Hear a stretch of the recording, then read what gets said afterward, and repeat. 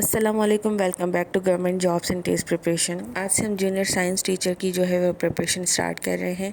First chapter हम start कर रहे हैं 6th क्लास का साइंस का। तो अगर आपने अभी तक हमारे channel government jobs and test preparation को सब्सक्राइब नहीं किया तो लाजमी सब्सक्राइब कीजिएगा, शेयर कीजिएगा इस वीडियो को। तो चलें स्टार्ट करते हैं। चैप्टर नंबर 1 है cellular organisation of plants and animals.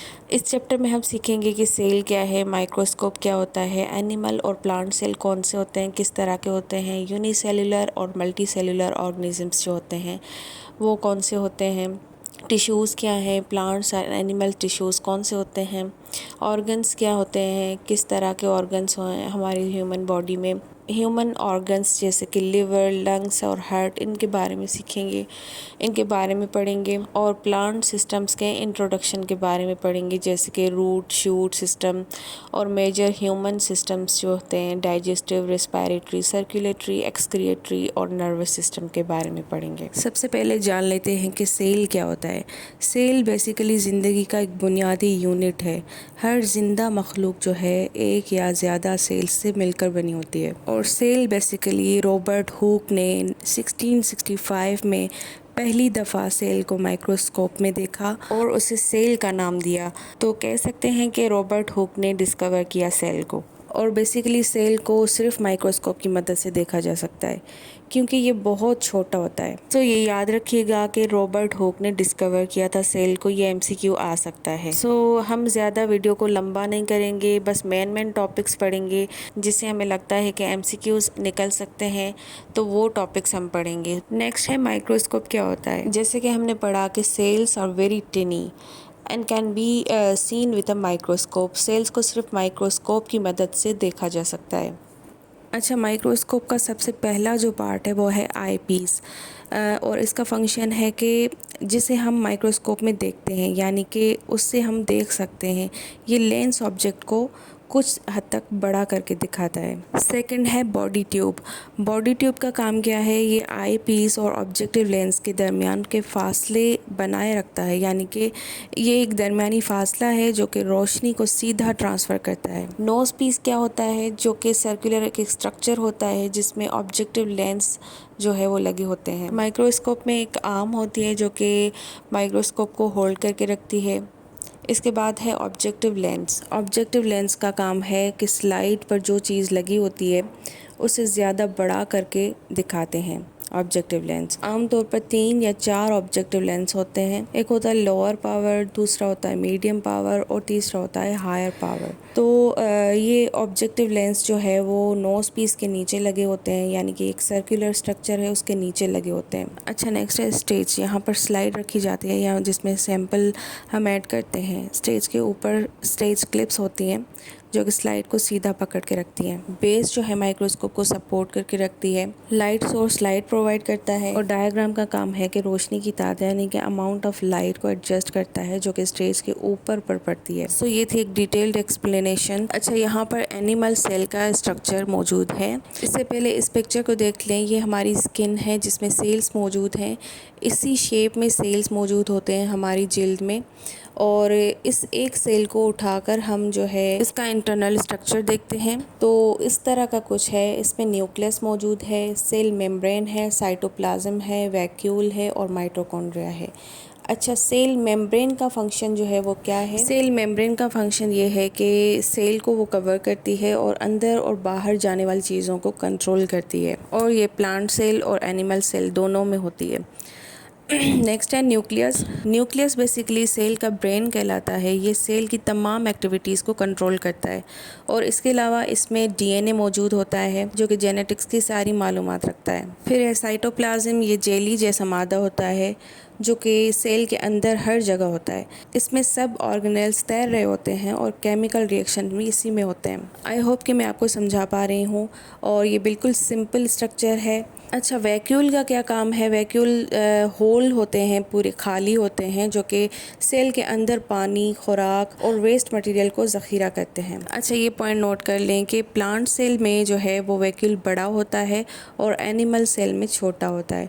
Animal cell में छोटी और कई वैक्यूल्स होती हैं जबकि प्लांट सेल में एक ही वैक्यूल होता है, वो भी बड़ा। माइटोकॉन्ड्रिया का काम है एनर्जी बनाना और इसी वजह से इसे पावर हाउस ऑफ सेल कहते हैं। और क्रोमोसोम्स बेसिकली वो धागे जैसे स्ट्रक्चर्स होते हैं जो कि हर सेल के न्यूक्लियस में मौजूद होते हैं और ये डीएनए और प्रोटीन से मिलकर बनते हैं। डीएनए का मतलब है डीऑक्सीराइबोन्यूक्लिक एसिड और डीएनए ही हमारी सूरत, रंग, आदत, ग्रोथ वगैरह का डेटा रखता है। अब नेक्स्ट है inside the plant cell. Plant cell में बाकी सारी चीज़ें एनिमल सेल की तरह सेम होती हैं, बाकी इसमें जो चेंज है वो है सेल वॉल, क्लोरोप्लास्ट और लार्ज वैक्यूल।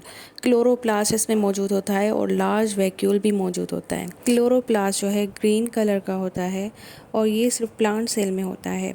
इसमें क्लोरोफिल होता है, यानी कि क्लोरोप्लास्ट के अंदर क्लोरोफिल होता है जो कि फोटोसिंथेसिस में मदद देता है, यानी कि सनलाइट से अपना खाना बनाना। और लार्ज वैक्यूल जैसे कि हमने पहले डिस्कस किया कि लार्ज वैक्यूल पानी, खुराक और जो भी वेस्ट मटेरियल्स हैं उसको समेटने के लिए होती है। और एनिमल सेल में छोटे होते हैं वैक्यूल्स, जबकि प्लांट सेल में बड़ा होता है वैक्यूल और एक ही होता है। इसके बाद सेल वाल जो है वो सख्त होती है थोड़ी और ये सिर्फ प्लांट सेल में होती है और ये सेल को शेप और हिफाजत देती है। तो ये याद रखिएगा कि एनिमल सेल और प्लांट सेल में ये डिफरेंस है। नेक्स्ट पेज पे ये एक्सरसाइजेज दी हुई हैं जिसमें ये पूछा गया है कि how is animal cell different from a plant cell. Animal cell plant cell से डिफरेंट किस तरह से है, कौन सी ऐसी चीज़ें हैं जो उसे डिफरेंट बनाती हैं। जैसे हमने पहले डिस्कस किया कि प्लांट सेल में क्लोरोप्लास्ट मौजूद होते हैं, उसमें क्लोरोफिल मौजूद होते हैं और एनिमल सेल में क्लोरोप्लास्ट नहीं होता। एनिमल सेल में सेल वाल नहीं होती, जबकि प्लांट सेल में सेल वाल होती है।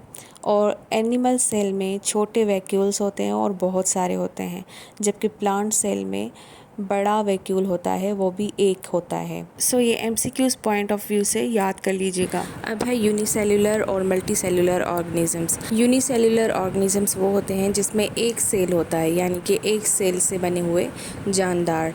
और मल्टी सेल्युलर वो होते हैं जिसमें एक से ज़्यादा यानी कि बहुत सारी मिकदार में सेल्स हों। यूनिसेल्युलर ऑर्गेनिजम्स के जो एग्जांपल्स हैं वो है एमोबा, पैरामीशियम, ये है एनिमल्स की एग्जांपल्स। और प्लांट्स की एग्जांपल्स हैं क्लेमेडोमोनास और यूग्लिना, ये सब एक सेल से बने हुए हैं। और मल्टी सेल्युलर की एग्जांपल्स हैं hydra, eagle, multi cellular animals हैं ये। और फर्न, कोकोनट ट्री, ये जो हैं ये मल्टी सेल्युलर प्लांट्स हैं। ये MCQs पॉइंट ऑफ व्यू से याद कर लीजिएगा, इनमें से क्वेश्चंस आते हैं। अच्छा, नेक्स्ट टॉपिक है tissues and organs. Tissues and organs क्या होते हैं? बेसिकली सेल्स जो है हमारी बॉडी में, सेल्स मिलकर टिश्यूज़ बनाते हैं, इसके बाद ऑर्गन्स बनते हैं। हमारे बॉडी में अनगिनत यानी कि बिलियंस की तादाद में सेल्स मौजूद होते हैं। तकरीबन 20 डिफरेंट टाइप्स के सेल्स होते हैं मौजूद हमारी बॉडी में, जैसे कि nerve cell, muscle cells, blood cells. बहुत से सेल्स आपस में मिलकर टिश्यूज़ बनाते हैं। टिश्यूज़ मिलकर आपस में ऑर्गन बनाते हैं, ऑर्गन जैसे कि दिल, दिमाग। फिर ऑर्गन्स मिलकर सिस्टम्स बनाते हैं, जैसे कि digestive system, excretory system, respiratory system, इस तरह के। और इन सब का मिलाप बनाता है ज़िंदा मखलूक, यानी कि living being, a human being और एनिमल। यहाँ नीचे देखें some common examples of animal tissues and plant tissues. ये एनिमल टिश्यूज़ और प्लांट टिश्यूज़ के एग्जांपल्स दिए गए हैं। एपिथेलियल टिश्यू, ये टिश्यू जिस्म के सरफेस या लाइनिंग में होते हैं। For example skins outer surface, mouth lining या स्टमक लाइनिंग। दूसरा है animal muscle tissue. Muscle tissue का काम है मूवमेंट या हरकत करना, जैसे कि चलना, उठना, हाथ हिलाना, ये सब जो है मसल टिश्यू कर रहा होता है। अब हम बात करते हैं प्लांट टिश्यूज़ के बारे में। प्लांट टिश्यूज़ में एग्जांपल दी गई है एपिडर्मल टिश्यू की। एपिडर्मल टिश्यू बेसिकली प्लांट के हर हिस्से को कवर करता है। इसका काम है पौधे को प्रोटेक्ट करना और पानी का ज़ाया रोकना। दूसरा है फोटोसिंथेटिक टिश्यू, जो कि प्लांट के लिए खाना तैयार करता है थ्रू फोटोसिंथेसिस। अब टॉपिक है from tissue to organs. Tissues से ऑर्गन्स कैसे बनते हैं, तो ये क्या प्रोसेस है। सबसे पहले हम सेल को देख लेते हैं कि सेल जो है हमने पहले डिस्कस किया कि छोटी इकाई यानी कि छोटा यूनिट है बॉडी का। तो हमने ये भी डिस्कस किया कि 20 टाइप्स ऑफ सेल्स होते हैं बॉडी में, जैसे कि मसल सेल, नर्व सेल। तो मसल सेल्स जो हैं, एग्जांपल ले लेते हैं कि मसल सेल्स जो हैं वो आपस में मिलकर एक टिश्यू बनाते हैं, जैसे कि मसल टिश्यू हो गया। इसी तरह से नर्व सेल्स आपस में मिलकर नर्व टिश्यू बनाते हैं। बात का मतलब ये कि एक जैसे सेल्स मिलकर टिश्यू बनाते हैं आपस में, जिसका एक ही फंक्शन हो। फिर बनते हैं ऑर्गन्स। जब मुख्तलिफ़ टिश्यूज़ मिलकर एक ही स्ट्रक्चर बनाते हैं तो कोई ख़ास काम करते हैं, उससे ऑर्गन कहते हैं हम। हर ऑर्गन का एक या ज़्यादा ख़ास फंक्शन होते हैं। मिसाल ले लेते हैं कि हार्ट, दिल, हमारा दिल जो है वो ब्लड पंप करता है। लंग्स यानी कि फेफड़े जो है हमारे ऑक्सीजन लेते हैं। इसी तरह से पौधों की मिसाल ले लेते हैं, लीव्स जो है यानी कि पत्ता जो है फोटोसिंथेसिस करता है। ऑर्गन के बाद जब मुख्तलिफ़ ऑर्गन्स मिलकर एक पूरा सिस्टम बनाते हैं जो कि बड़ा फंक्शन अंजाम देता है, यानी कि मिसाल के तौर पे डाइजेस्टिव सिस्टम, हाज़मी निज़ाम जो है हमारी खुराक को हज़म करता है। हमारी बॉडी में डिफरेंट किस्म के सिस्टम्स होते हैं, जैसे कि digestive system, respiratory system, circulatory system, nervous system और एक्सक्रीटरी सिस्टम, जो कि मिलकर हमारी बॉडी में डिफरेंट फंक्शंस कर रहे होते हैं। रेस्पिरेटरी सिस्टम जो है वो सांस लेने का निज़ाम होता है, ऑक्सीजन को अंदर और कार्बन डाइऑक्साइड को बाहर करता है। जैसे कि पहले आती है हवा जो है हमारे नोज़ से गुज़रती है, फिर लंग्स पे आती है, फिर ट्रैकिया। इसी तरह से रेस्पिरेटरी सिस्टम जो है हमारा काम करता है। फिर आता है सर्कुलेटरी सिस्टम। सर्कुलेटरी सिस्टम जो है हमारा वो ब्लड को बॉडी में पंप करता है, वेन्स, आर्टरीज़ और हार्ट के ज़रिए। इसके अलावा नर्वस सिस्टम हमारे जिस्म का ऐसा सिस्टम है जो बॉडी के तमाम हिस्सों को ब्रेन से जोड़ने का काम करता है और ये हर सिग्नल को समझता है और बॉडी को जवाब देने में मदद करता है। एक्सक्रीटरी सिस्टम इंसान के जिस्म का वो निज़ाम होता है जो कि फजूल और जहरीले मादे यानी कि वेस्ट मटेरियल्स को जिस्म से बाहर निकालता है। जिस तरह से एनिमल्स में ये प्रोसेस होता है उसी तरह से प्लांट्स में भी ये प्रोसेस होता है, यानी कि सेल्स से ऑर्गेनिज्म तक का जो ये प्रोसेस है उसी तरह से प्लांट्स में भी ये प्रोसेस होता है। ये वो मेथड है जिसके ज़रिए छोटा सेल मिलकर पूरा प्लांट बनाता है। प्लांट का सेल जो है वो थोड़ा सा डिफरेंट है एनिमल सेल से। जैसे कि हमने पहले डिस्कस किया कि सेल वाल होती है, उसमें क्लोरोप्लास्ट होता है, बड़ा वैक्यूल होता है और फिर जो सेल जो हैं आपस में मिलकर एक जैसे सेल्स मिलकर एक जैसा काम करते हैं तो टिश्यू बनता है। मिसाल के तौर पर जाइलम, फ्लोएम। जाइलम जो है वो पानी ले जाता है प्लांट में और फ्लोएम खुराक ले जाता है। जब टिश्यूज़ मिलकर एक बॉडी का पार्ट बनाते हैं तो ऑर्गन कहलाता है। ऑर्गन्स मिसाल लीफ, रूट, स्टेम। और फिर जब ऑर्गन्स मिलकर एक बड़ा काम करते हैं तो वो ऑर्गन सिस्टम होता है, जैसे कि root system, shoot system. Root system जो है सिर्फ जड़ होती है और शूट सिस्टम पत्ता, तना, फूल, इस तरह से। जब सारे सिस्टम्स मिलकर पूरा प्लांट बनाते हैं, मिसाल गुलाब के फूल का पौधा, आम का दरख्त, तो याद रखने वाली ये बात है कि सेल से मिलकर टिश्यू बनता है, टिश्यू से ऑर्गन, ऑर्गन से ऑर्गन सिस्टम बनता है, फिर जो है ऑर्गेनिजम्स बनते हैं।